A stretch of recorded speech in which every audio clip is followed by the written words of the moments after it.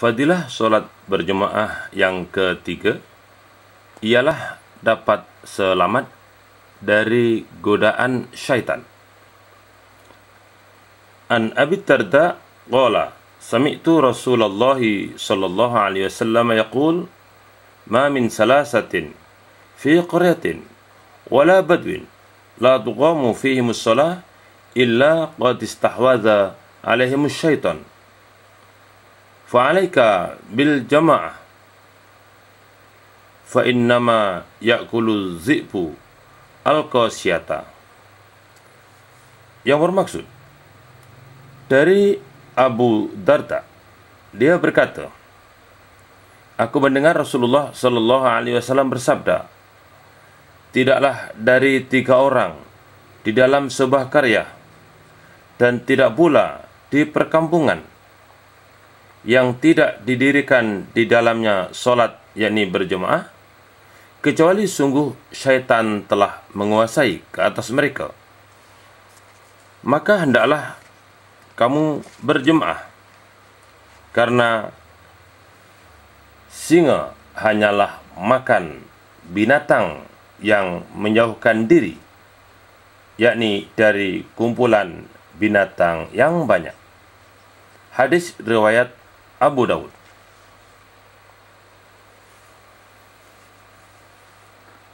Rasulullah sallallahu alaihi wasallam membuat gambaran yang amat jelas bahawa singa akan berjaya menyerang mangsanya apabila mangsanya itu menjauhkan diri dari kumpulan.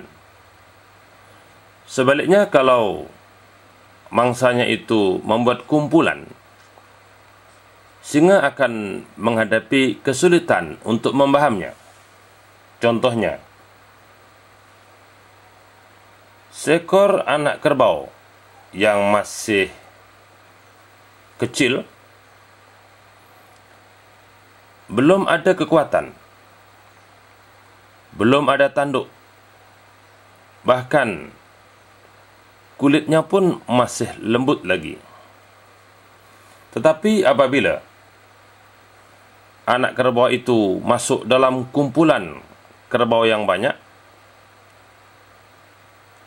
singa akan gagal untuk menyerangnya, sebab kerbau-kerbau yang dewasa akan membantunya. Akan tetapi sebaliknya, sekiranya kerbau-kerbau itu mengasingkan diri dari kumpulan kerbau yang banyak, singa akan mudah untuk menyerangnya.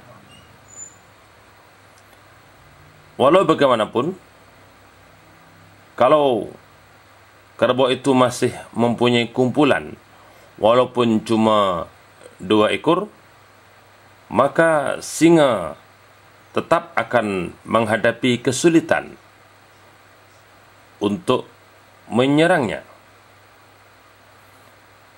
Akan tetapi apabila kerbau itu telah berpecah, tinggal seekor-seekor, sebagaimana kerbau yang bodoh ini,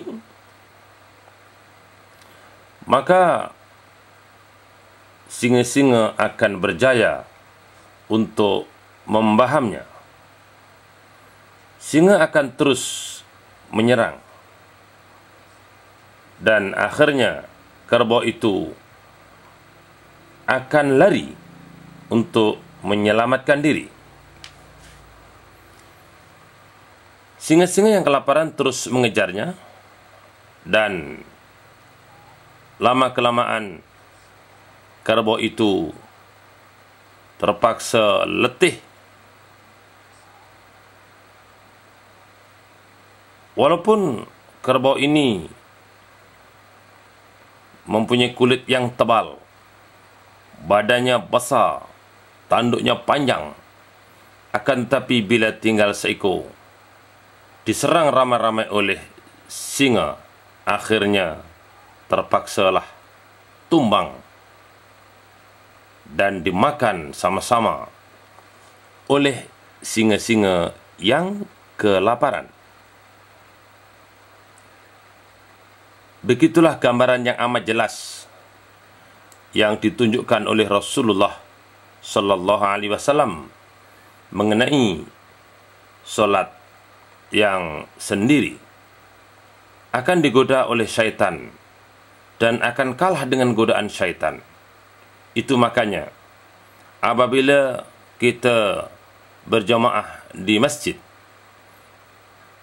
sudah habis solat berjamaah, ada sahabat kita yang datang seorang, lalu beliau solat, maka kita, walaupun kita sudah solat fardu secara berjemaah, kita disunatkan menemani sahabat kita itu untuk solat, supaya sahabat kita tadi tidak keseorangan, sebaliknya berjemaah dengan kita.